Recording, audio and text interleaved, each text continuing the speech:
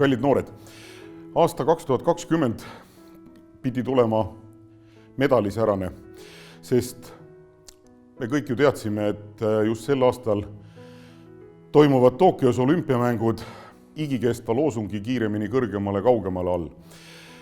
Paraku ei läinud nii ja olümpiamängude medalid mängitakse välja järgmisel aastal.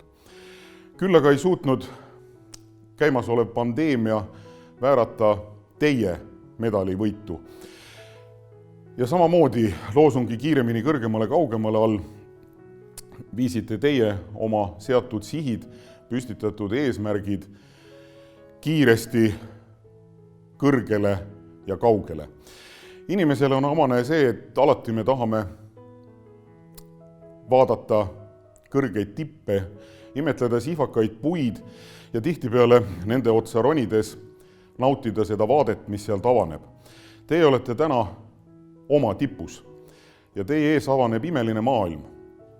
Aga seal kusagil horisondil on uued tipud, uued sihvakad puud, uued väljakutsed, kust avanevad veelgi kaunimad vaated.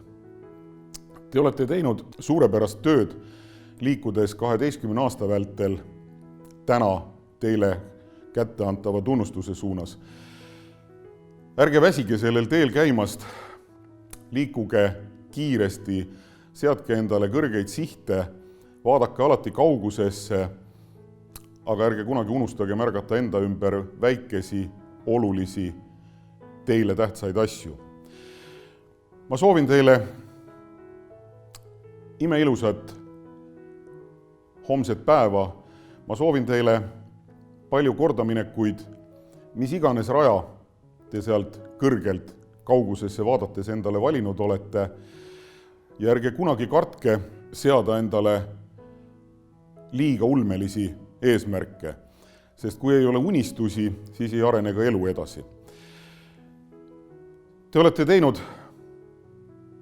väga-väga palju ja väga-väga tublit tööd. Täna on see hetk, kus te saate mõelda põgusale puhkusele selleks, et ilmselt juba sügisel alustada oma teed mõnes Eesti kõrgkoolis. Ma soovin teile imeilusat suvepuhkust, ma soovin teile palju-palju kordaminekuid ja jätkugu teil jõudu käia oma teed nii, nagu te olete seda seni teinud.